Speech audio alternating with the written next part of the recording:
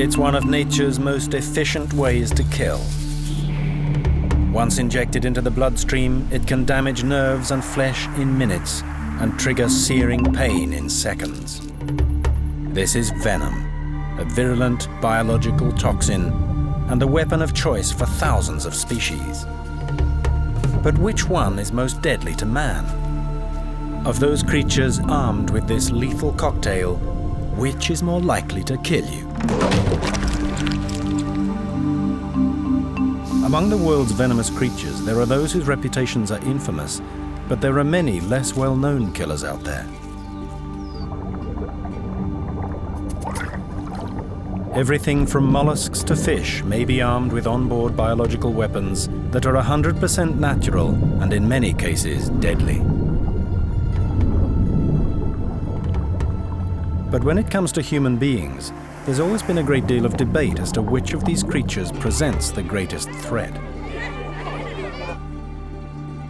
It has inspired one man to come up with a pioneering new system for ranking the world's most dangerous venoms.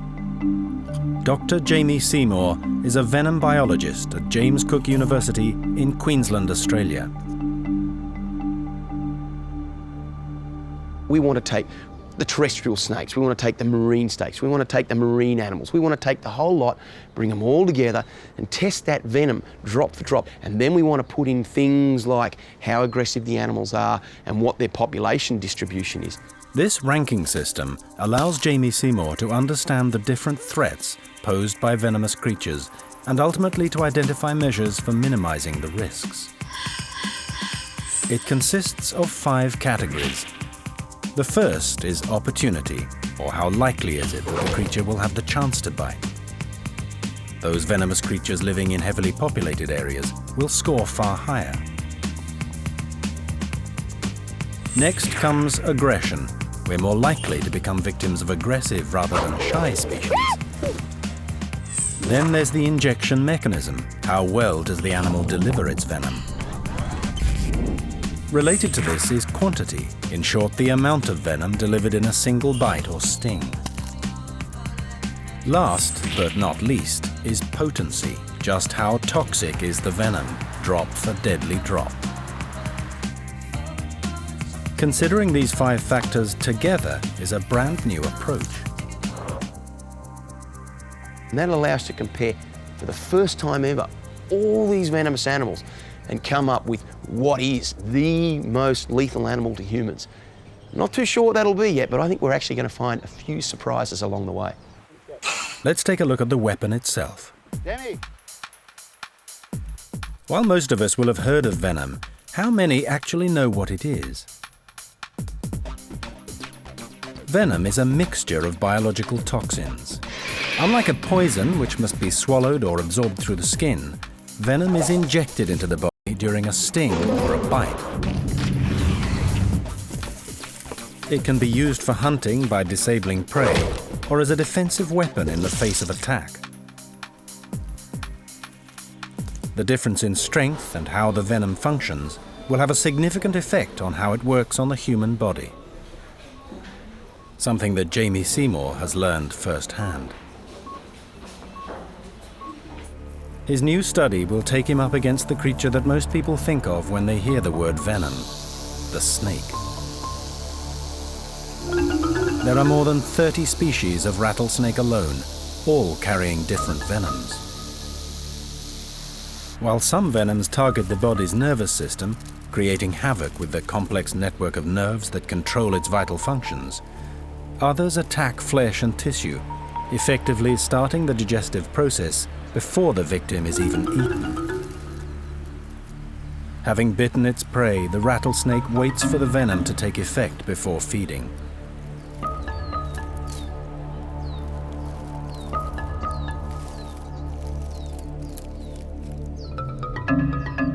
Someone who has handled plenty of these creatures over the years is Jules Sylvester. Good place. He's been helping movie makers to get their dangerous animal footage for many years. And he's taking Jamie to find North America's most dangerous rattlesnakes and get a venom sample for future testing. But in this rugged terrain, this medium-sized rattler is extremely difficult to spot if you don't know what to look for. You can be standing right on top of a metre-long Mojave and still not see it. So Jamie Seymour has taken the precaution of wearing bite-proof Kevlar leg protectors.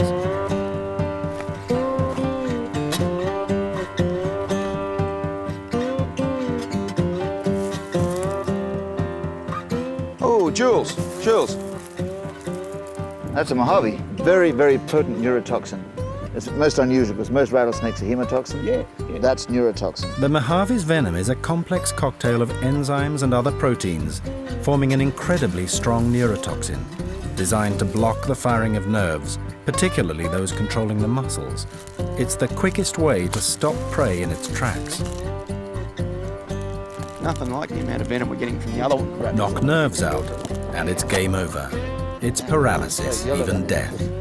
That's amazing, isn't it? The Mojave rattlesnake is not the only rattler in these parts. In the lower desert nearby is the larger and more infamous western diamondback. But despite their overlapping territories, each has a very different venom. Ah! Gotcha. Yeah, I got him. The western diamondback carries hemotoxic venom that attacks blood vessels.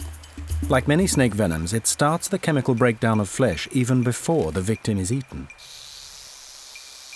Now that is your classic western diamondback rattlesnake. All the cowboy movies, this is the best Hollywood snake in the world. These guys account for more snake bites than any other snake in the country. It's obvious the rattle's making a noise. I mean, what do you want it for? It's a warning for probably bison not to step on him. It's a go away, leave me alone. The western diamondback is more widespread and likely to be found at the edge of towns and cities.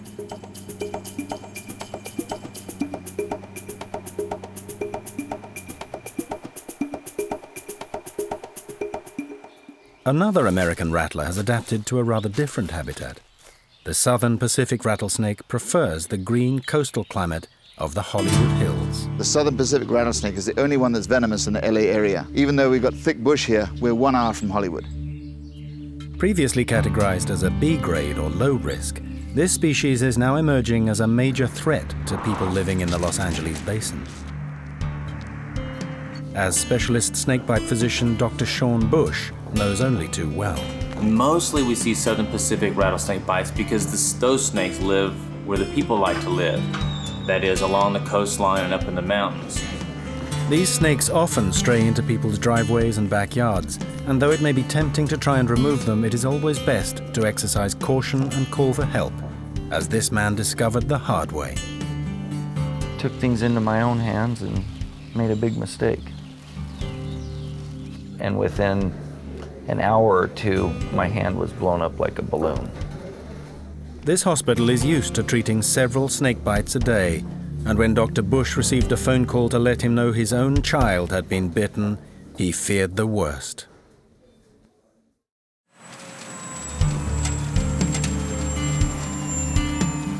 My son was actually in the backyard and picked up a little rattlesnake and got bit.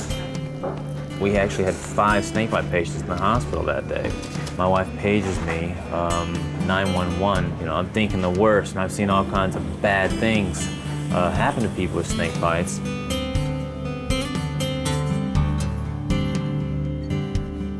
Fortunately, he did well. His hand's just a little bruised right now. He has a little trepidation around snakes now, which maybe he should. Are you gonna touch it?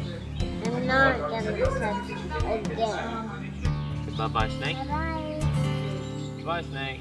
Bye, snake. With its telltale menacing sound, the rattlesnake is in fact one of the easiest venomous snakes to avoid.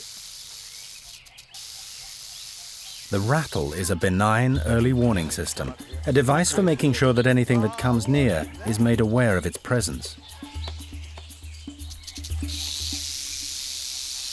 He's away. Come on, big boy. Look at that. Isn't that nice? A venomous snake stores its venom in glands just behind the eye, where it can rapidly supply venom to the injection mechanism, either hypodermic like fangs or finely grooved teeth. The fangs of rattlesnakes are hinged, rotating down into a stabbing position just before a strike. So how do the rattlesnakes we've seen so far score against Dr. Seymour's ranking system? One is particularly dangerous to man. It's the notorious western diamondback. Because this rattler is now commonly seen around southern US towns, it has more opportunity to strike at people, which, given its bold, aggressive nature, it frequently does. Its large hinged fangs penetrate deeply into its victim to deliver its venom. And though not as potent as that of other rattlers, it can deliver enough venom to be potentially fatal if a bite goes untreated. The western diamondback is responsible for the most bites and deaths by any reptile in the United States. Next, we head 12,000 kilometers away to Africa, where we discover a snake whose fangs dwarf those of any rattlesnake. Much of Africa's west and central regions are still covered by thick forest. It's here, along the forest's edges, that we find a snake with a particularly dreadful reputation. When it comes to death by lethal injection, the Gaboon viper really can deliver. This solid-bodied, 1.5 meter but slow-moving snake is a superbly camouflaged ambush predator. It's so well disguised that it's nearly impossible to see it, even when you know it's there. Through its 5.5 centimeter fangs, the longest of any snake, it injects the largest quantity of venom in the snake world.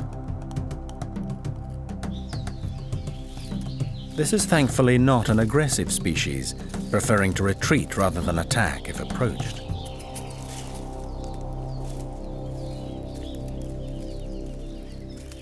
For any snake, envenomation of a human being is a waste of time and energy.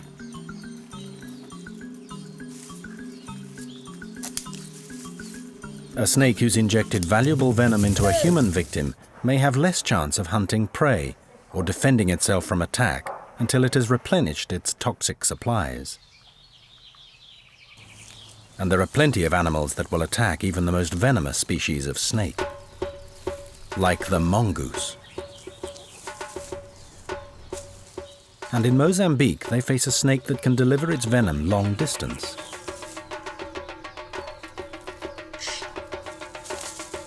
The spitting cobra takes the defensive use of venom into a whole new league, squirting venom with astonishing accuracy. Muscular contractions squeeze venom through the fangs, spraying it up to 3 meters at the eyes of any aggressor, causing irritation and blurry vision. But there's another African snake more deadly than the cobra, the highly confrontational saw-scaled viper. With its subtle signature sound, it inhabits a vast natural range which stretches from North Africa across the Middle East and into Asia, to include areas of mass human population, well over 1 billion people in all. Giving this aggressive serpent plenty of opportunity to bite. Professor Julian White is a medical expert in diagnosing snake bites. 10% approximately of acute hospital beds in Nigeria are occupied by snakebite patients, and the overwhelming proportion of those are saw-scale viper bites. Its huge range and the fact that victims are often a long way from proper medical treatment ensure this is a serious bite risk species. So, while the Gaboon viper has the most formidable set of fangs and is physically the more intimidating, it is actually the smaller saw-scaled viper that is the greatest threat to people living in its territory. This deadly predator gets plenty of opportunity to strike. And unfortunately, it is also extremely bad-tempered and is often known to attack humans. Despite its small size, it has an impressive set of folding fangs which can inject a fatal dose of moderately toxic venom. All in all, it kills thousands of people every year. 7,000 kilometers away in Asia, we find several other contenders for the world's worst venom. While most people try to avoid close contact with venomous snakes, Here, there are some who court danger on a daily basis. Sacred among Buddhists and Hindus, the Asiatic cobra is a confident species and will bite if alarmed. The Asiatic cobra is also a bit of a show-off, and its threat posture has become an iconic symbol of Asia. Coming face to face with these snakes, Thai snake charmers uphold a tradition that goes back thousands of years. If any snake had an opportunity to bite handed to it on a plate, it would be this one. 2 charmers in this village alone have been bitten recently. But the Asiatic cobra is dwarfed by a gigantic relative, the longest of all venomous snakes, the king cobra. At over 5 meters in length, the king cobra can raise enough of its body from the ground to stare a standing human in the face. Some have lived to tell the tale. I've been bitten 19 times by the king cobra, and I survived. Many people in our group have been bitten by snakes. It's not just me, it's more than 10 of us. I will keep performing until I die.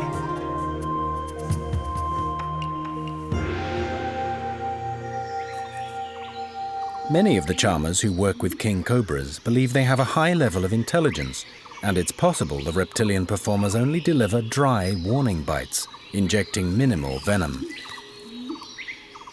In the wild, they mostly save their huge venom capacity for their favorite prey, other snakes. However, this part of Asia does have a problem with another more irritable snake, the Russell's viper. Russell's viper is especially nasty throughout its range. It not only causes kidney damage, nasty bleeding effects, and in some places, particularly for instance Sri Lanka, can cause degrees of paralysis and muscle damage as well. This snake is one of the most dangerous in all of Asia. Preferring the outskirts of cities, it kills thousands every year. Why are so many people bitten by this species? There are 2 times a year when Russell's viper bites reach a peak. They coincide with the planting and harvesting of the rice fields.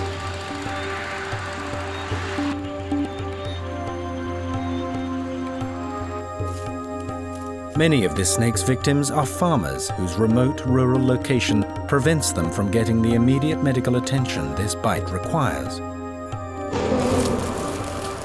It can take days before a victim can reach hospital, long enough for the venom to do serious damage. The Russell's viper strikes at close range, and a single bite can deliver over 100 milligrams of venom. As the venom diffuses into the bloodstream, it interrupts the blood clotting mechanism, leading to hemorrhaging and finally to devastating kidney damage. Let's consider the worst-case scenario. What do you do if you're bitten by a venomous snake? Forget sucking out the venom. That's strictly for the movies. Wherever you are in the world, a serious venomous snakebite without proper medical attention can lead to permanent injury or even death.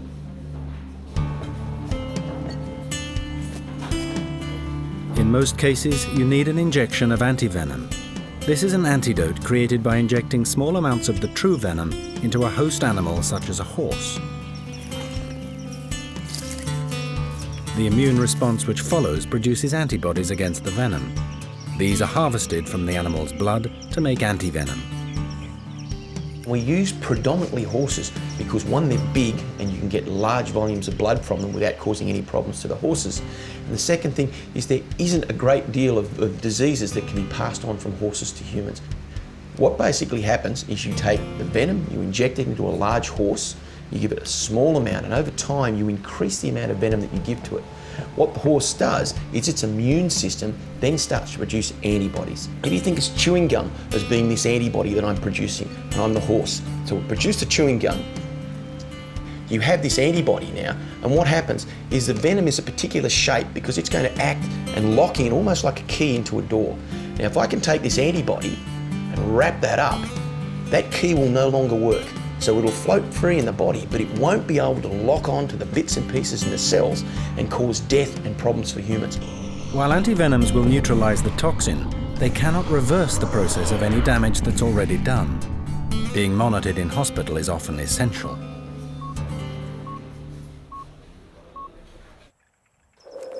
But there's one snakebite where even without antivenom, it is possible to survive. The Malayan krait is one of the few Asian snakes carrying a purely neurotoxic venom. As a nocturnal hunter, it stalks its prey in darkness by following scent trails, often entering through an open window or door.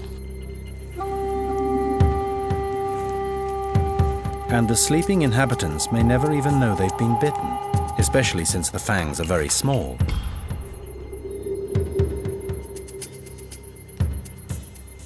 As the neurotoxin goes to work, it's only the unnerving paralysis on waking that points to a snakebite in the night. The toxin blocks nerve endings that control muscles, including the rib muscles vital for breathing. But unusually, this venom can work its course through the body, and as long as the victim can be kept breathing through the paralyzing effects, they are likely to survive.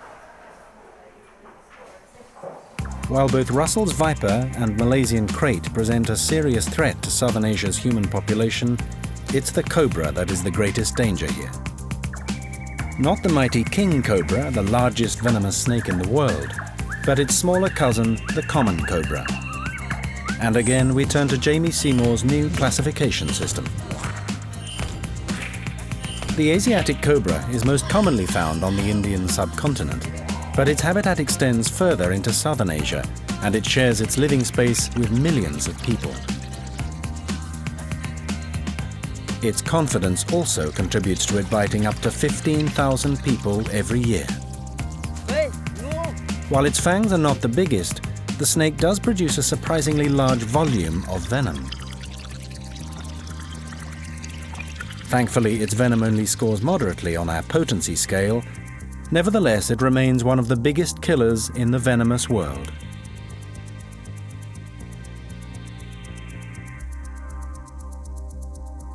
But there is one country that tops all the others put together in the venomous snake stakes. Australia. Its species of venomous snake outnumber the non-venomous ones. We've got the most venomous snakes, there's no doubt about that, all incredibly venomous. Australia is a big place with vast areas of unpopulated country. The snakes that live here are hardly pushed for space. Yet alarmingly, there are seriously venomous species that have adapted perfectly to the urban lifestyle of Australia's cities. Some eastern brown snake populations now thrive on a diet almost entirely consisting of house mice. A great pest control, perhaps, but being caught by the jaws of this mousetrap is surely worse than having a bad rodent problem, and they inject a good deal more venom than was previously thought, and like a lot of city dwellers, they're easily annoyed. The venom of the eastern brown is particularly unusual because it causes the blood to clot rapidly. However, if you survive, you may later die from hemorrhaging. But only by traveling to the remote regions of the Australian outback can we find the even more venomous and ominously named fierce snake. If that snake with that sort of venom was present in a highly populated area, I suspect you'd be dragging people out of the bush left, right and centre as they died. The fierce snake is also known as the inland taipan. It inhabits a harsh and extremely demanding environment. They specialize in hunting native desert mammals, and tracking prey down takes valuable energy, so failure is not an option. When the prey turns up, you want to make sure you grab it, you want to make sure you inject it, and you want to make sure it's going to die. So you give it a very potent venom and you give it a heap of it. But fierce by name doesn't necessarily mean fierce by nature. This snake, with the most lethal venom known for any land animal, is hardly ever seen by a human being. It hunts and lives in holes and subterranean tunnels, rarely venturing into the open. But very similar toxins to those found in the fierce snake can also be found in a snake much closer to home.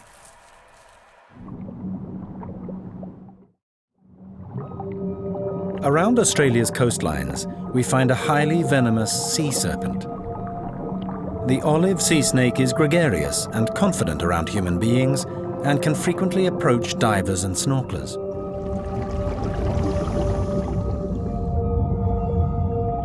After 10 years working with them, sea snake expert Glenn Burns knows how to handle them safely. Okie dokie. Okay. You can just lift your tail up over the edge of the bank there. The male is searching for females at the right time of year. Any movement he's usually attracted to, which is why a lot of divers think they're being attacked. A male will come zooming up from the bottom, basically because they don't see very well. They think it's a potential mate, and they'll come zooming over to investigate. They need a powerful, fast-acting venom. If they don't disable the fish quickly, it will escape, and the meal is lost.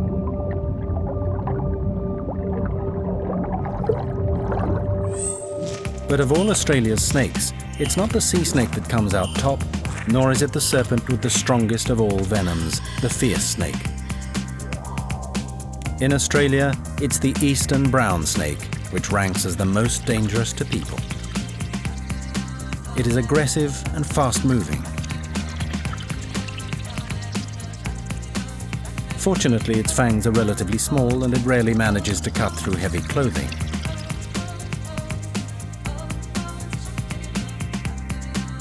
Historically, eastern browns were thought to produce a tiny amount of venom, but recent studies suggest that this is not the case. And their venom has a rare blood-clotting quality, which if delivered directly into the bloodstream, can kill a human in minutes.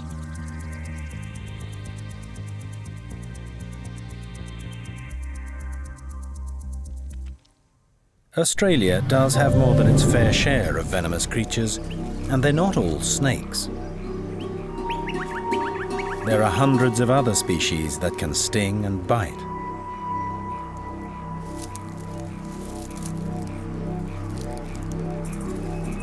This is the Sydney funnel-web spider. As its name suggests, it lives in and around the city where it's known to have killed at least 13 people. And these are the only spiders in the world which are truly lethal. Prior to the development of antivenom, there was nothing that medicine could do to guarantee survival, even in an adult, from a major funnel-web spider bite.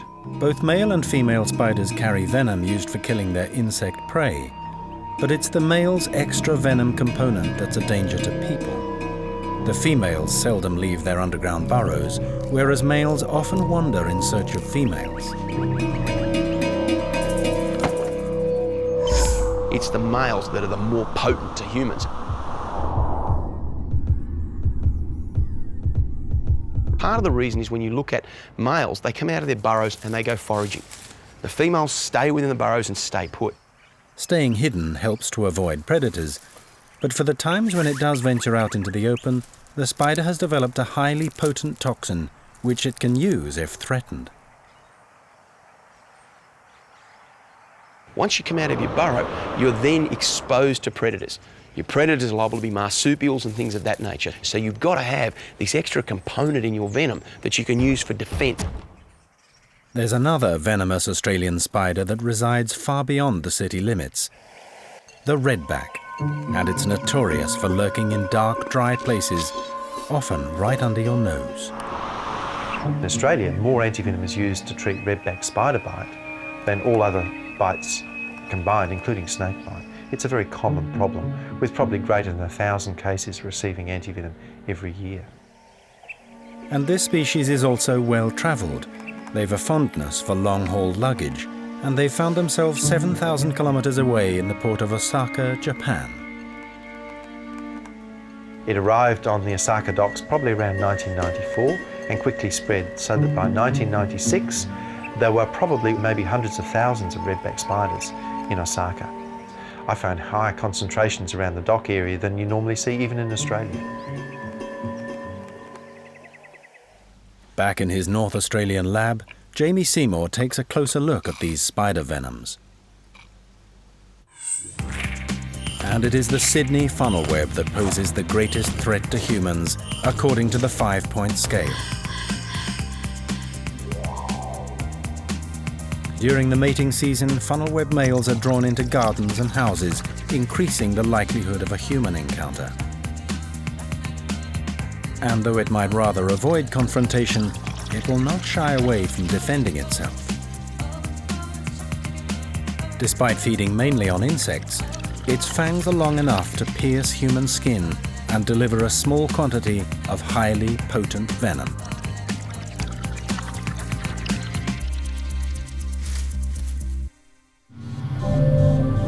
Back on our quest to find the world's worst venoms, Dr. Jamie Seymour and venom enthusiast Jules Sylvester head back to the desert in search of the only lethal species of scorpion in the United States, the Arizona bark scorpion. While spiders and snakes deliver their venom through fangs to inject it into the bloodstream, the scorpion uses its sting in the tail. After snakebite, scorpion sting is probably the medically most significant cause of envenoming in the world. We have no idea how many people are affected, but I would suggest it's probably into the millions. Jamie Seymour is back with Jules Sylvester, this time carrying an ultraviolet light to bring out the natural fluorescence of the scorpion's hard external skeleton. This is the big one, but not the bad one. Try under that piece of bark at the top there. That's a bark scorpion. You got one. Hey. Grab him, grab him. There he is. You get one? Yep, absolutely. Here you got a bark scorpion. Look at that. Up to just 10 years ago, they were losing about 800 people in Mexico just because of this. Seriously, with the advent of the anti-venom, that's fixed that. Improved it a lot.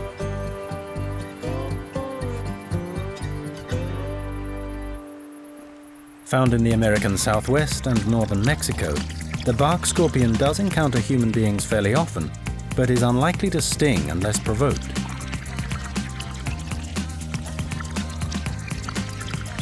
Being small in stature, it has a relatively modest stinger delivering small quantities of venom. But compensating for its lack of size, its venom is relatively potent, and prior to the development of proper antivenoms, it was a much feared killer. It's back in Africa that we find two other particularly notorious scorpions. This is the powerfully built fat-tailed scorpion. It grows up to 10 centimeters in length. Though its sting is designed to immobilize insects, it can have an equally potent effect on a child, although this species rarely ever injects enough venom to kill a healthy adult.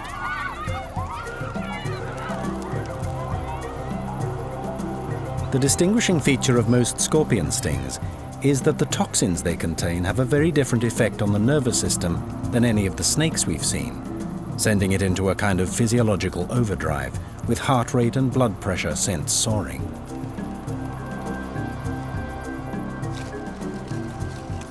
Another African scorpion is a wolf in sheep's clothing. The death stalker more than compensates for its small size and unimpressive-looking stinger by having more toxic venom, drop for drop, than any other species of scorpion.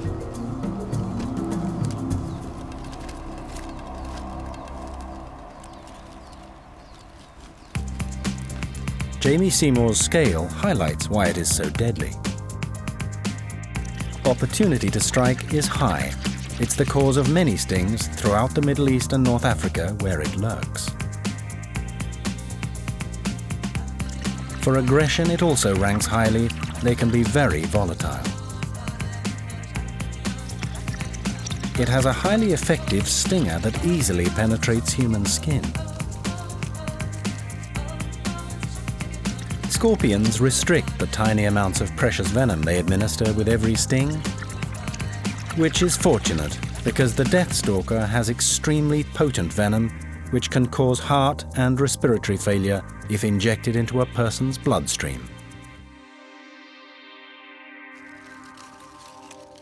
For our final group of venomous creatures, we return to Australia, but this time we're underwater. Everything Jamie Seymour needs for this category is right on his own doorstep. Australian waters contain many species of dangerous marine stingers and biters, but sometimes it's not the venom which delivers the lethal blow. And he was present on a particularly fateful day. When Steve Irwin was stung with a stingray, I was on board and had been for a couple of days with Steve. And what appears to have happened is Steve swum over the back of the stingray. From the animal's point of view, there's a big shape coming over the top of it. Big shape in the water normally means big predator.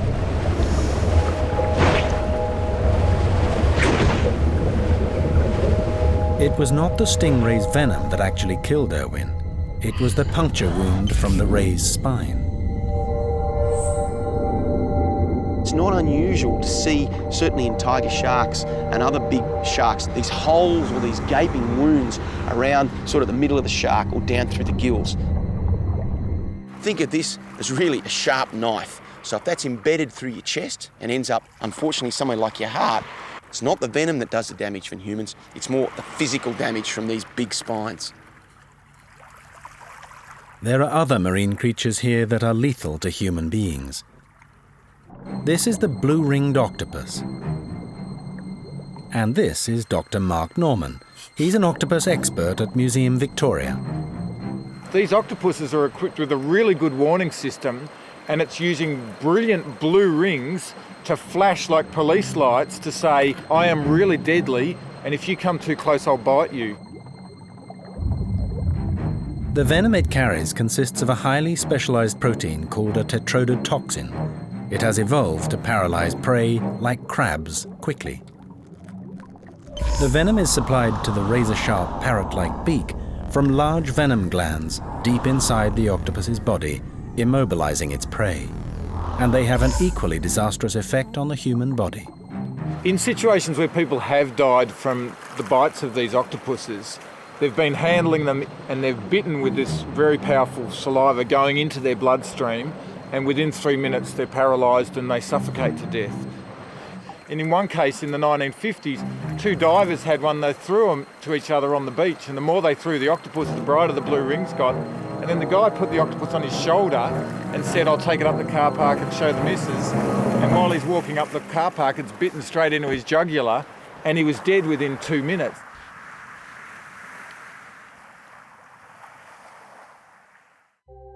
Worse still on the list of Australia's most deadly venomous creatures is the harmless-looking box jellyfish.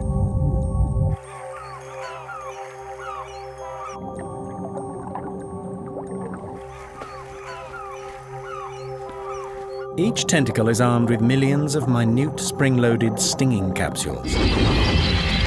They inject venom into blood vessels just beneath the skin, where it travels rapidly through the bloodstream and eventually to the heart.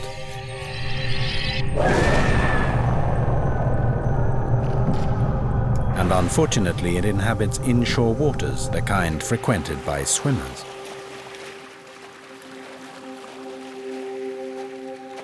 Jamie Seymour has been on the wrong end of the box jelly's tentacles more than once. And I've got to tell you, I mean, it hurts. It's almost a surreal pain, but it reaches its peak level almost instantaneously and stays at that level for about 10 to 15, maybe 20 minutes, and then it just shuts off. To protect swimmers from the box jellyfish, special nets at the most popular beaches keep them well apart.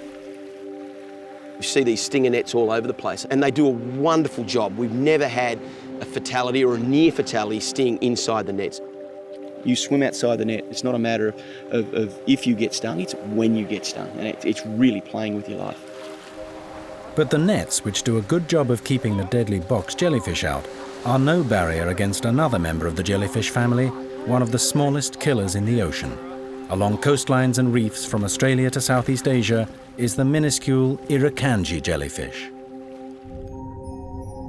We started getting jellyfish stings of some sort from inside nets. They weren't big box jellyfish stings, they were distinctly different. They were showing distinctly different symptoms. Often no larger than a pea, no normal stinger mesh can keep out the tiny irukandji jellyfish.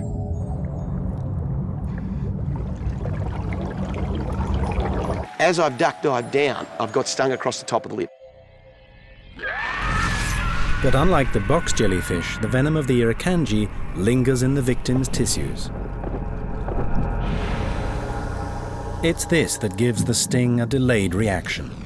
Seymour suspects that it's only when the toxins reach the body's lymph glands that the painful effects kick in. I had severe stomach cramps, pins and needles through the lower joints of my legs like you would not believe. And we're now getting large quantities of painkillers and it was just hell on earth. Far less dangerous to people but fatal to fish is another bizarre marine killer, the cone shell. Whereas most venom's lethal impacts are based on just a few key proteins, that of the cone snail contains hundreds of toxic compounds. Among them are nerve-blocking chemicals that can induce instantaneous seizure and a strong sedative that prevents the prey from struggling. But like most snails, this one operates at a pretty sedate pace. It only needs to feed once a week, and its super strong venom guarantees that when it does hunt down prey, it almost always makes a kill. However, scientists have actually discovered a way to utilize this venom as a super strong painkiller. Now these animals are cone snails. I mean, they're basically little chemists. There's already been a painkiller that's been extracted from the venom, and who knows what else may be in there. Scientists are now beginning to explore the possibilities of using its natural properties to treat serious diseases of the human body. As research continues into the medicinal potential of venom, in the natural world it's still a formidable weapon. And in the ocean, the deadliest of all venomous creatures is the box jellyfish. It inhabits waters surrounding many popular beaches where stinger nets are deployed to keep bathers safe. It is not an aggressive creature and won't deliberately attack a human being, but nor is it likely to get out of the way. When fully grown, it has over 120 meters of tentacles, armed with millions of tiny stinging capsules, making it highly effective at injecting its venom. The amount delivered depends on how severe the contact with its highly armed tentacles. And it gets worse. The venom it delivers may well be the fastest acting and drop for drop one of the deadliest known against people. In severe cases, death can occur in just 2 minutes before any chance of medical help. Of all the creatures we've seen in action, from the rattlesnakes of the United States and the venomous spiders of eastern Australia to octopus and jellyfish, which one is responsible for the greatest number of human fatalities? According to Dr. Seymour's ranking system, we can focus on 3 final contenders for the title. From the reptile world, it's the feisty, saw-scaled viper, which narrowly edges out the common Asian cobra and Russell's viper to be the world's most dangerous serpent. Among the spiders and scorpions, it's the death stalker that tops the lethal list, and from the marine contenders, it's the ghostly box jellyfish.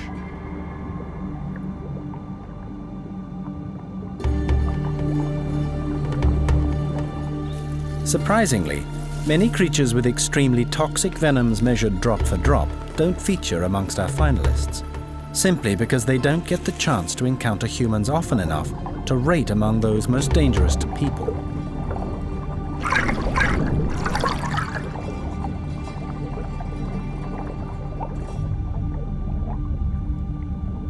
But there is one merchant of venom that narrowly defeats all the others in the danger it poses.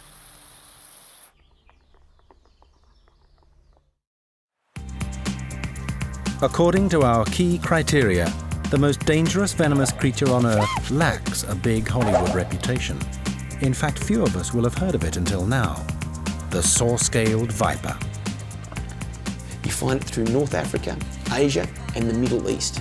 Now, through that area, there's something like 1 billion people inhabit that area, and probably 60, 70, 80, 100,000 people a year get bitten. Out of that, 20,000 people die each year.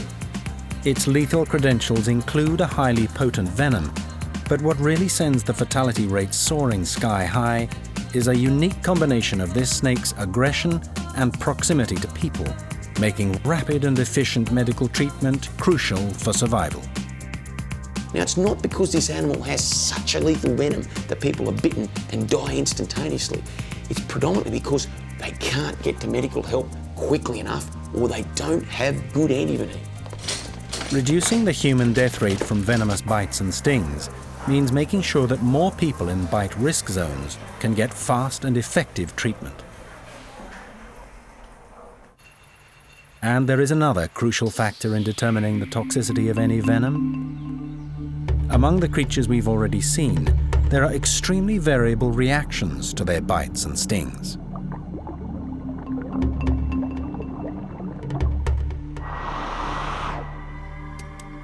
Take the Sydney funnel web, potentially deadly to humans. Its venom has almost no effect on the local cat and dog population.